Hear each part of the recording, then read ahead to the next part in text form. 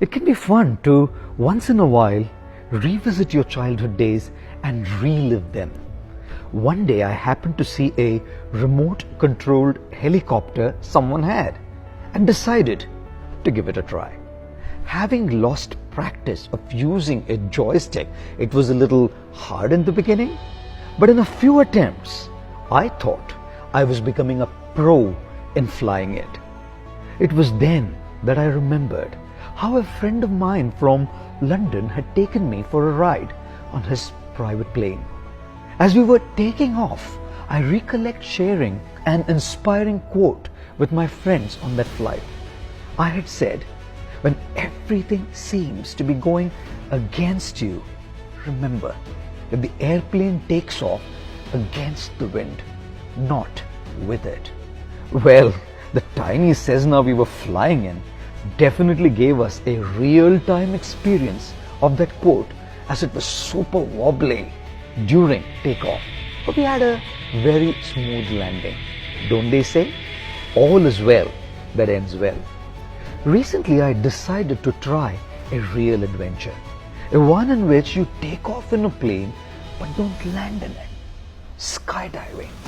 The night before, I'm lying in bed, visualizing myself jumping off the plane, thinking, what if the parachute doesn't open? What if it opens but malfunctions when we are in the air? What if I have a free fall straight on the ground? Ladies and gentlemen, do you know what's stopping us from taking the plunge? Do you know what's stopping us from growth? Two words. What if? What if I fail?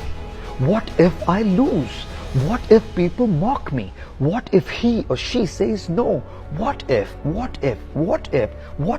life will pass away and our minds will stop us from realizing our truest and fullest potential?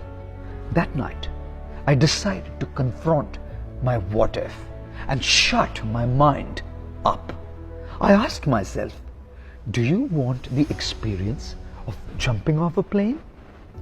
Yes, came the answer from within. Then no what ifs.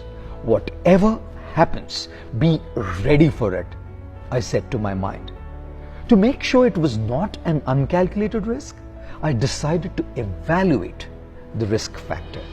When I checked the statistics of skydiving casualties on Google, it was 13 fatalities in 3.3 million skydives last year, way less than the car accidents that took place last year. But what if I happened to be one amongst the 13? My mind protested again. Then lie down here in bed, snoring and being a couch potato, missing the exhilarating experience in your life, I told my mind. As I drifted away into sleep, crossing the crippling boundary of what ifs, I remember telling myself, look darling, your skydiving support tomorrow is an expert. He has had several years of experience with thousands of skydives and not a single casualty to his record. Relax, take it easy. The next day, as the doors of the plane opened at 18,000 feet above ground level, I was ready, telling myself, I want to do it, I can do it, I will do it. I remember standing at the edge of the plane door, now fearlessly looking down, and then we jumped. That free fall was the most liberating experience of my life.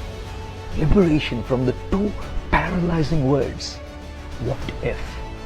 As we floated in the air, feeling light like never before, the parachute opened, and I thought to myself, today the parachute is opened and so has my mind.